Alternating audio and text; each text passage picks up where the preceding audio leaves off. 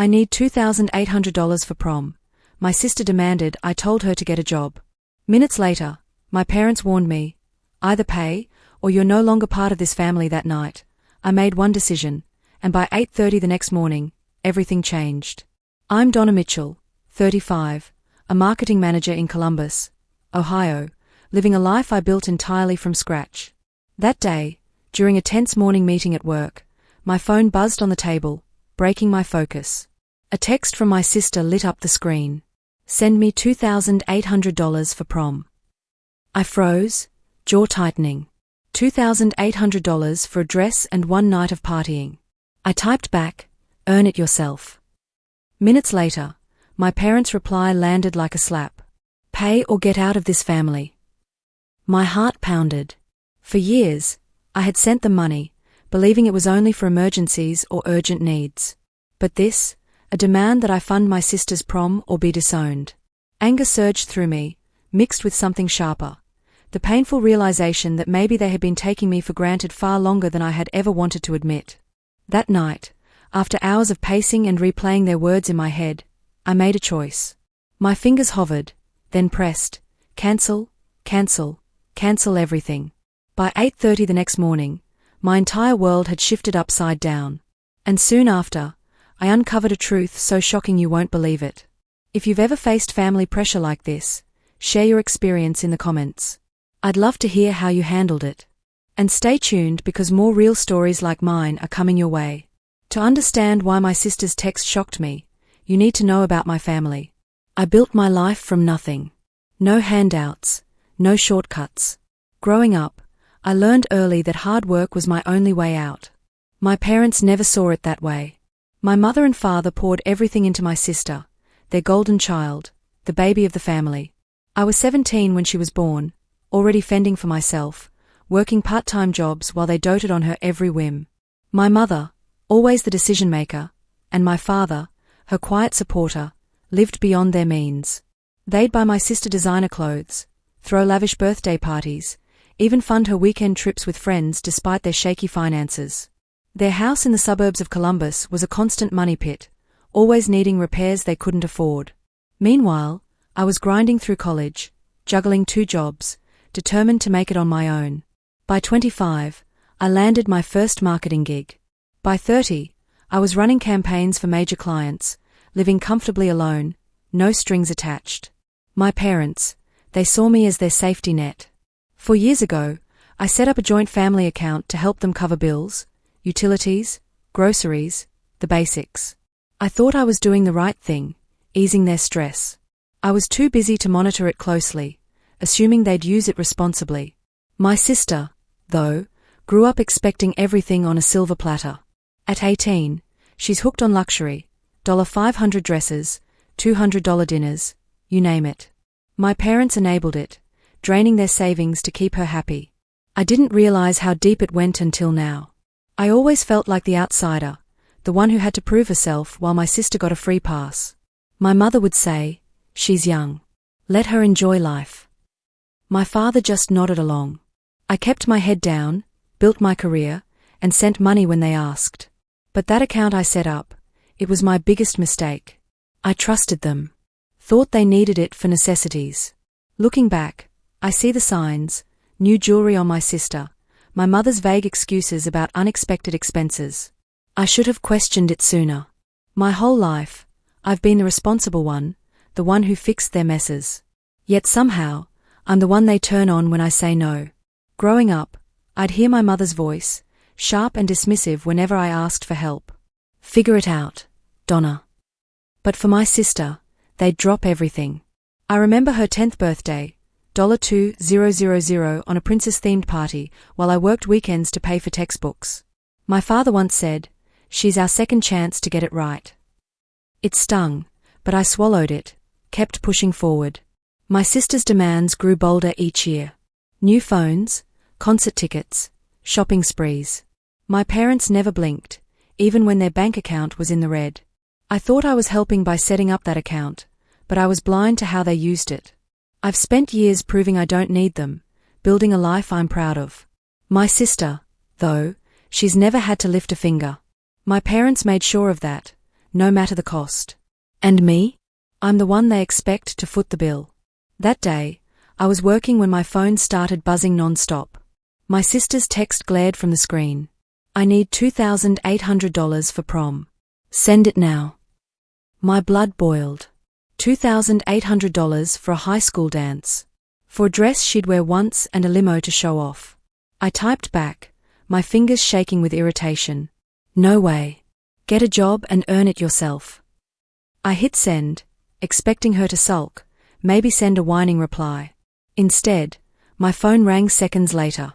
Her voice was shrill, dripping with entitlement. You're so selfish, Donna. It's just prom. Why can't you help me? I gripped the phone tighter, forcing myself to stay calm. You're 18, I said. Plenty of kids work part-time for prom.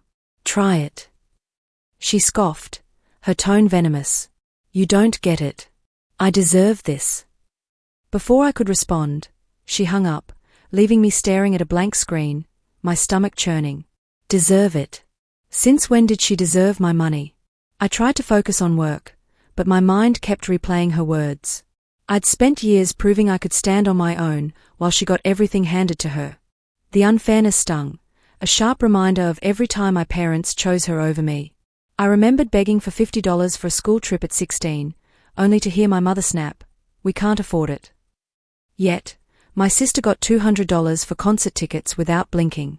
By noon, I heard her voice again, this time through a voicemail she didn't mean to send. "Mom, Dad, Donna's being impossible," she whined. "Tell her to pay." I froze, picturing her pacing their suburban living room, playing the victim as always. Minutes later, my mother's text hit like a blade. "Pay for your sister's prom or don't bother calling yourself part of this family." My father's message followed, short and ice-cold.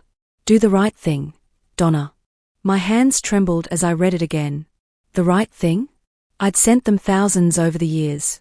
$1,000 for their mortgage, $2,000 for emergencies, countless small amounts to cover their bills. And now they were threatening to disown me over a prom dress.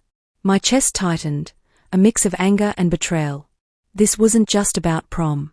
Something was off, and I could feel it in my bones. I called my sister back, hoping for clarity. "Why is this such a big deal?" I asked, my voice steady despite the rage bubbling inside. "Ask Mom and Dad," she shot back. "They said you'd pay. It's my right." Her right. I nearly laughed at the absurdity. "You don't have a right to my money," I said. "Grow up," she screamed. "You're ruining everything." And hung up again. I sat there, my heart pounding, replaying every call, every vague excuse my mother gave when I sent money. "We are struggling, Donna," she'd say, her voice always too quick, too rehearsed. My father's rare calls always ended the same. "Can you help us out?" I'd never questioned it. Too busy with work, too trusting of family. By afternoon, I was pacing my office, ignoring emails, my thoughts spiraling. My sister's entitlement wasn't new, but this demand felt different, bolder, almost planned. I pulled up my banking app, scrolling through years of transfers to that family account. Thousands sent, no questions asked. $1,500 here, $800 there, always with a promise it was for necessities. My mother's excuses echoed. The car broke down or we had a rough month. I'd believed them, thought I was helping. Now their threats felt like a script they'd rehearsed too many times. I texted my mother. "Why is prom worth disowning me?" No reply. I tried my father. "Explain this, Dad." Silence. Their refusal to answer only deepened the knot in my chest. I sat back, staring at my phone, the weight of their words sinking in. They weren't just demanding money. They were bullying me, using family as a weapon. I thought about the joint account, the one I'd set up to help them. I hadn't checked it in years, too caught up in deadlines and meetings. What had they been doing with it? My sister's tantrum, my parents' quick threats. It wasn't just about a dress. This was bigger, and I was done playing their game. After my parents' texts, I got an unusual bank notification. It was late Tuesday afternoon, and my inbox pinged with an email from the bank managing our joint family account. The subject line screamed urgency. Large transaction alert. My heart sank as I opened it. A transfer of $5,000 had gone out that morning without my approval. I stared at the screen, my pulse quickening. $5,000. To where? I'd set up that account to help with their bills, not to fund mysterious withdrawals. My mind flashed to my parents' threats, their insistence I pay for my sister's prom. This wasn't a coincidence. I called my sister immediately, hoping for some explanation. "What's going on with the family account?" I asked, keeping my voice firm. Her response was evasive, her tone sharp. "I don't know. Ask Mom and Dad," she snapped. "Why are you always so suspicious?" I pressed harder. $5,000 just vanished. You know anything about it? She laughed, a cold, dismissive sound. "You're overreacting. It's probably nothing." Then she hung up, leaving me fuming. Her refusal to answer only sharpened my suspicions. She wasn't just dodging, she was hiding something. I couldn't sit still. I needed answers, and I knew I couldn't trust my family to give them. That's when I reached out to Patricia Walker, my friend, and a lawyer who worked down the hall at my marketing firm. I texted her, "Can we talk? It's urgent." She replied within minutes, suggesting we meet at her office that evening. By 6:30 p.m., I was sitting across from Patricia, her desk piled with legal files. I explained the bank alert, my sister's deflection, and my parents' threats. "Something's wrong with the family account," I said, my voice tight with frustration. "I need to know what they're doing with it." Patricia nodded, her expression calm but focused. "Let's start by pulling the account records," she said, opening her laptop. She logged into the bank's portal with the credentials I provided, her fingers moving quickly. Within minutes, she found a trail of transactions I hadn't seen in years. "There are multiple large withdrawals," she said, her brow furrowing. "Some to creditors, others to retail accounts." I leaned forward, my stomach twisting. "Creditors? Retail? What kind of retail?" I asked. Patricia scrolled through the records. High-end stores, boutiques, jewelry, even a travel agency. My mind raced. This wasn't about utility bills or groceries. Patricia kept digging, pulling up statements from the past year. "It looks like your parents have been using the account to pay off debts," she said. "Credit cards, a car loan, even a second mortgage." I felt a wave of betrayal wash over me. Debts. They'd never mentioned a second mortgage. I remembered their calls, always asking for little help to cover unexpected costs. I'd sent money without question, thinking I was keeping their heads above water. Now I saw the truth. They'd been draining the account to prop up their lifestyle. Then Patricia pointed to another set of transactions. "These are smaller but consistent," she said. "Payments to clothing stores, restaurants, even a prom planner." A prom planner. My sister's $2,800 demand flashed in my mind. "They've been funding her spending," I said, my voice barely above a whisper. Patricia nodded. "It seems your parents have been using your money to cover their debts and give your sister whatever she wants." I sat back, stunned. All those years, I thought I was helping with necessities. Instead, I'd been bankrolling their lies. I left Patricia's office with a sinking feeling. My parents weren't just pressuring me for prom money, they were hiding a pattern of deception. I needed more proof. But one thing was clear, I couldn't let this go on. The next day, I returned to Patricia's office. The room was dimly lit, her desk piled high with files, but Patricia's gaze remained razor-sharp. She pushed a stack of documents toward me, her expression grim. "These are the bank records," she said. "You're not going to like this." My stomach twisted as I scanned the first page. Over 4 years, $100,000 had been withdrawn from the joint family account. My money, siphoned off without a word. A stab of betrayal hit me. I'd trusted them, believed I was helping with their struggles. Instead, they'd been bleeding me dry. Patricia pointed to the transaction logs. "Your parents made dozens of large transfers," she said, flipping through the pages. "Some went to credit card companies, others to a car loan, even a second mortgage they never mentioned." I felt my throat tighten. A second mortgage. They'd always said the house was nearly paid off. Then she showed me another section, smaller withdrawals, but constant, to boutiques, jewelry stores, and a travel agency for my sister's trips. Prom expenses, too, Patricia added, circling a $3,000 payment to a high-end event planner. My sister's $2,800 demand suddenly made sense. She'd been raised to expect my money as her own. I leaned back, my mind reeling. Every call from my mother, every plea for little help flashed through my head. I'd sent thousands thinking it was for necessities, groceries, utilities, their survival. Now I saw the truth. They'd used me to fund their debts and my sister's lavish lifestyle. How could they do this? I whispered, more to myself than Patricia. She shook her head. People justify anything when they're desperate. Her words stung, but they were true. I knew what I had to do. The next morning, Wednesday, I called the bank and instructed them to close the joint account. It took 10 minutes, but each step felt like cutting a chain. I'd spent years tying myself to their problems, and now I was done. With the account frozen, I drafted an email to my parents and sister, keeping it short and cold. The joint account is closed. I know about the $100,000. No more money. I hit send, my hands steady, but my chest heavy. This wasn't just about money. It was about trust, and they'd shattered it. Within hours, my phone exploded. My sister called first, her voice a mix of panic and rage. "You can't do this," she shouted. "We need that account." I stayed calm, though my pulse raced. "Need it for what?" "More designer dresses." I asked. She sputtered, then screamed, "You're tearing this family apart." And hung up. My mother's text came next, a wall of words. "How dare you accuse us? We needed that money to survive." Survive on luxury trips and prom planners? My father's message was shorter, but no less desperate. "Donna, think about what you're doing to us." I didn't reply. Their excuses rang hollow. I called Patricia to update her. "They're freaking out," I said, my voice shaking with a mix of anger and relief. She wasn't surprised. "They're scared because their safety net is gone," she said. "You did the right thing." I wasn't so sure.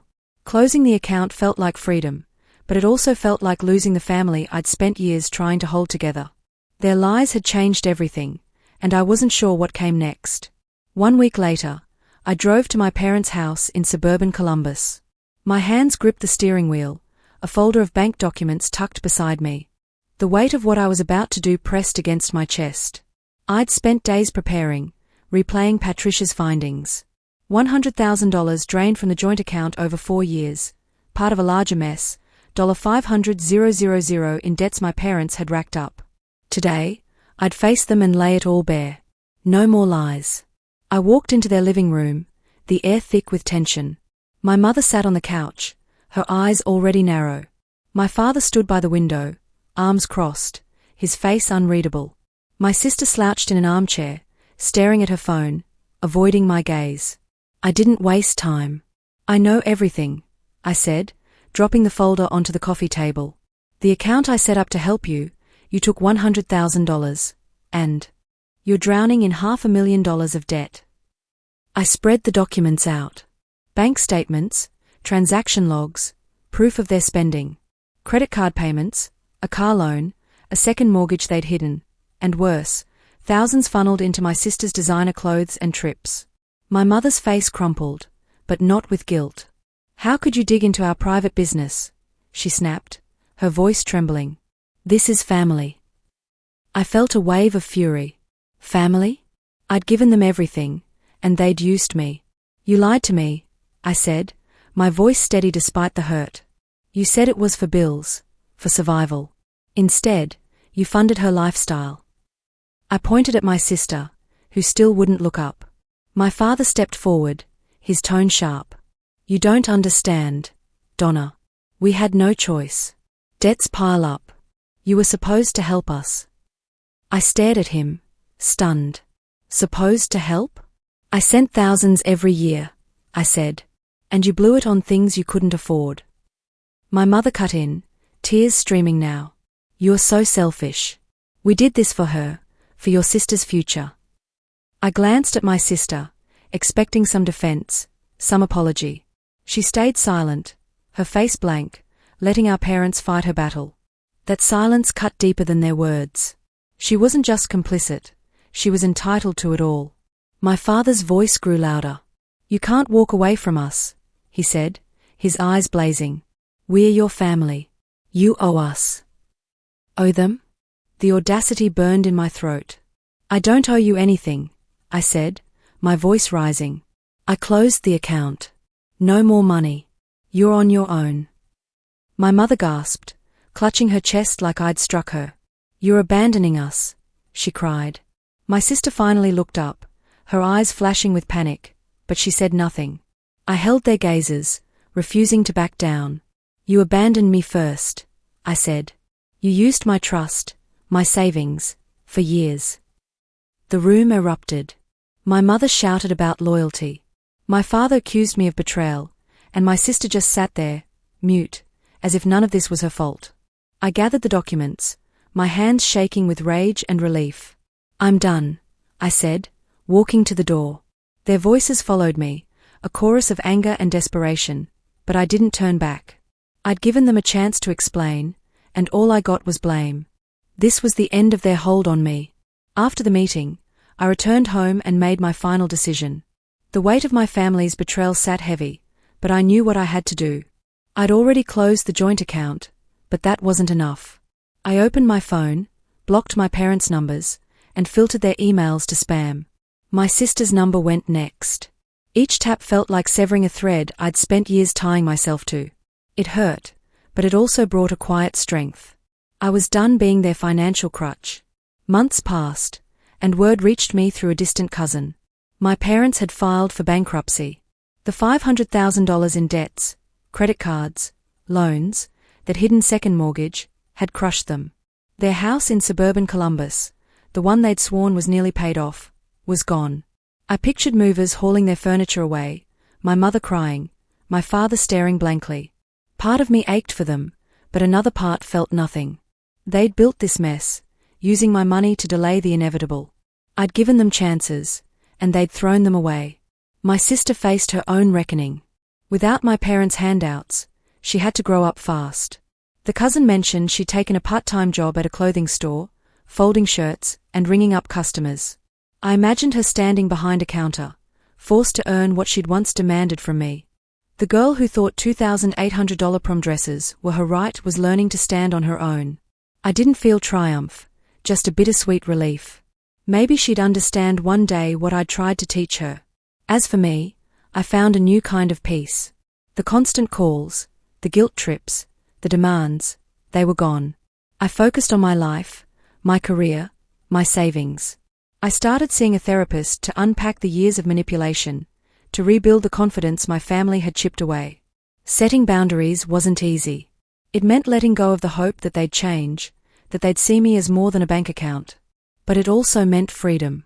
I learned to say no, to protect my own future, to stop letting their chaos define me.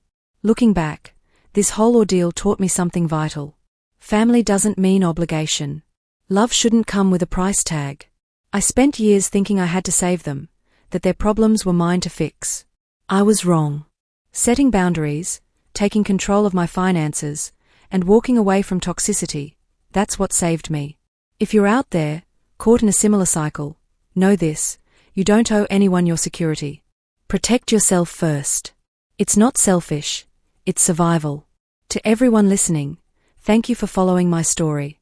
It's been a tough road, but sharing it helps me heal. I'd love to hear your experiences. Have you ever had to set boundaries with family? Drop a comment below and let's talk about it. If this resonated with you, hit that subscribe button and join me for more real stories. Your support means everything.